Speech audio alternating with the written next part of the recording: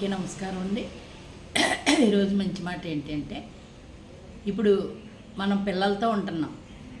ఇప్పుడు రకరకాల రోజు వాళ్ళకి బాక్సులు పెట్టి రెడీ చేసి పంపించాలి, ఫీజులు కట్టాలి, బుక్స్ కొనాలి. అలాగే మనం వంటలకి అన్నిటికి తెల్లారేటప్పటికి పిల్లలకు తెల్లారకుండా బాక్సులు సర్దాలి. బస్సులకి వెళ్ళేవాళ్ళు ఉంటారు, మామూలుగా వెళ్ళేవాళ్ళు ఉంటారు. స్కూళ్ళు తెరిచిన టైం కదండి, లంచ్ బాక్స్లోకి ఏం పెట్టాలి ఇలాంటి ఆలోచనలతోటి తల్లులు సతమతం అయితే అవుతూ ఉంటారు. తండ్రి తెచ్చి పెడతాం వరకు చేయగలరు, కానీ ఇవన్నీ చక్కబెట్టవలసింది ఆడవారే కదండి. ఓర్పు నేర్పు ఎక్కువ ఆడవారికే ఉండాలి కదండి. అవునంటారా కాదంటారా? అలాంటప్పుడు మనం ఏం చేయాలంటే, రేపుడికి ఇవాళ నైటు ప్లాన్ చేసుకుని పక్కన పెట్టుకుని పొద్దున్నే అడావిడి లేకుండా. ఎందుకు చెప్తున్నాను అంటే, కొంతమంది తల్లులు ఉన్నారు పొద్దున్నే వాళ్ళని తిట్టేస్తూ ఉంటారు, పిల్లల్ని మగవాళ్ళ మీద తీసుకుంటా పిల్లల్ని తిడతా ఉంటారు. ఎందుకంటే వీళ్ళకి స్ట్రెస్ ఎక్కువైపోతుంది. పొద్దున్న అడావిడిగా చేయలేక పొద్దున్నే లేచి స్నానాలు చేసుకుని పూజలు చేసుకుని పాచి పనులు చేసుకునేవాళ్ళు. ఇప్పుడు బాగా ఉన్నవాళ్ళు అనుకోండి, వంట మనుషులని ఇంట్లో సర్వెంట్లని అందరూ ఉంటారు. కానీ మధ్యతరగతి వాళ్ళు ఎలా ఉంటుందంటే, ఉరుకులు పరుగులు జీవితంలో ఉంటుంది. కాదంటారా అవునంటారా చెప్పండి, మీ కామెంట్ రూపంలో తెలియచేయండి.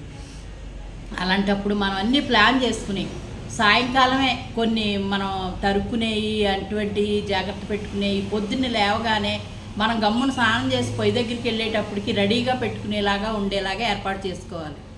చాలా ఓర్పు సహనంతో ఉండాలండి. ఆడవాళ్ళు చిరాకు అనేది ఇసుక అనేది రాకుండా ఉండాలి అంటే పిల్లలు వెళ్ళిపోయిన తర్వాత మంచి సంగీతం వినటమని, మంచి బుక్స్ చదువుకోవటం అని మంచివి పెట్టుకోవాలి.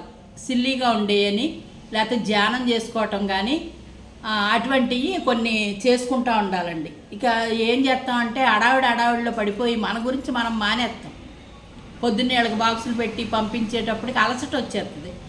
ఆ టైంలో ఏదో టిఫిన్ చేసానన్న పేరుకు తినేసి టీ తాగేసో కాఫీ తాగేసో కాలక్షేపం చేసేసి మళ్ళీ మధ్యాహ్నం పిల్లలు వచ్చే టైము, భర్త వచ్చే టైము, వీళ్ళు తినే టైము చాలా తక్కువగా ఉంటుంది.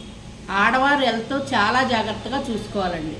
ఇంటి ఇల్లాలు చదువుకుని ఉంటే ఇంట్లో అందరికీ చదువు వస్తుందని ఎవరు ఇదివరకు కాదండి. ఇంటి ఇల్లాలు హెల్దీగా ఉంటే, హెల్త్ బాగుండి ఆరోగ్యంగా ఉండి ఆనందంగా ఉంటే ఇల్లంతా సంతోషంగా ఉంటుంది.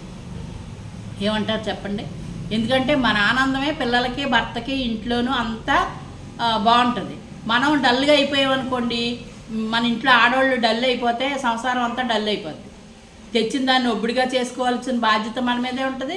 తక్కువైతే బడ్జెట్ని జాగ్రత్తగా చూసుకోవాల్సిన బాధ్యత మనకు ఉంటుంది. రేపు గురించి ఆలోచించవలసిన ఆలోచన కూడా మనకే ఉంటుంది. ఈ అన్ని బుర్రలో ఉండాలంటే మైండ్ ఎప్పుడు ఫ్రెష్గా పెట్టుకోవాలి. ఫ్రెష్గా ఎందుకు అంటున్నానంటే, 9, 10 అయ్యేటప్పటికి అంతా చక్కబడిపోయి 11 అయ్యేటప్పటికి మొత్తం క్లియర్ అయిపోయి నీట్గా తయారు చేసేసుకుని కూర్చుంటారు. ఆ టైం 1 గంట కేటాయించుకోండి.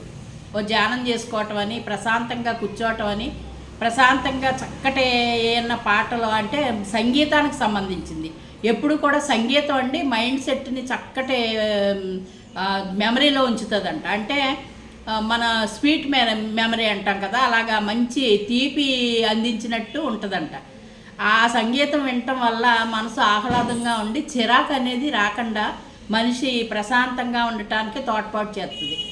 ధ్యానం సంగీతం రెండూ కూడా చాలా మంచిదండి.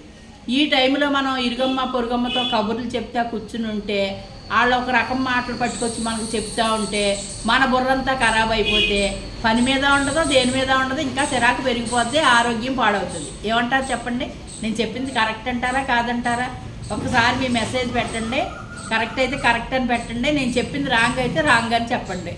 ఎందుకంటే ఆడవారి మీదే ఆధారపడి ఉందండి సంసారం అనేది ఎక్కువ. బయటికి వెళ్ళిపోయి పొద్దున్నెళ్ళి సాయంత్రం వచ్చే మగవాళ్ళు కాదండి, ఆడవాళ్ళ మీదే ఆధారపడి ఉంది. పిల్లల భవిష్యత్తు కాడి నుంచి అన్నీ కూడా ఆడవాళ్ళ మీద ఉంది కనుక ఎంతైనా భరించవలసిన శక్తి సంపాదించుకోవాలి కనుక నేను చెప్పినట్లుగా ధ్యానం చేసుకోవడం, చక్కటి సంగీతం అటువంటివి వినటం, ఈ బయట కబుర్లకి వాటికి కొంచెం దూరంగా జరిగామనుకోండి, మనకి ఏ చెడు బుర్రలోకి వెళ్ళకుండా ఉంటే ఒక మాట పట్టుకొచ్చి మనకు చెప్పారనుకోండి, దానికి ఒక మాట మనం ఏదైనా అనాలి తప్పదు. అన్నప్పుడు దీనివల్ల కూడా చెడ్డొచ్చే పరిస్థితులు వచ్చేస్తాయి. అందుకని మన జాగ్రత్తలో మనం ఉంటే మనకు అటువంటి ఏమి తగలకుండా ఉంటాయి కదండి అని నేను అనుకుంటానండి. మీరేమనుకుంటారు చెప్పండి?